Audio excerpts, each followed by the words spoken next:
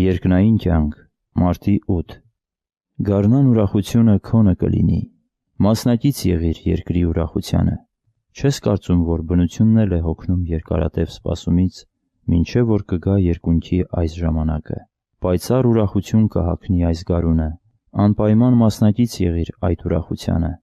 բնությունը մարմնացյալ հոգին է իմ այն գեղեցիկ մտածումների, որ ունեմ այս աշխարհի հանդեպ, ուրեմն վարվիր նրա հետ իբրև այդպիսին, այսինքն իբրև իմ ծառայի ու պատգամավորի, ընդունիր նրան իբրև մի ապրող սուրբ,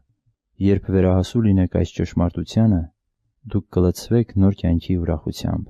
երկրի ուրախությանը ու իր ապրած գարնանային զարթոնքին մասնակից եղեք, որպեսզի լցվեք անսպառ օրհնությամբ, այս շատ կարևոր է, որովհետև այդ նշանակում է հավատալ ոչ միայն իմ անձին վերաբերող մի շարք բաների, որոնք օգնում ու բժշկում են, այլև այն բաներին, որոնք նպաստում են ինձ ճանաչելուն, իմ ներկայությունը զգալու ծաղկի էության մեջ, ինչպես նաև իմ պատգամը տեսնելու նրա գեղեցկության ու բուրմունքի մեջ։ Դու կարող ես այստեղ հիմա ապրել իրապես ոչ թե երկրային, այլ երկնային մի կյանք, ու այդ կյանքը ուրիշ բան չէ, քան ուրախություն և կրկին ուրախություն։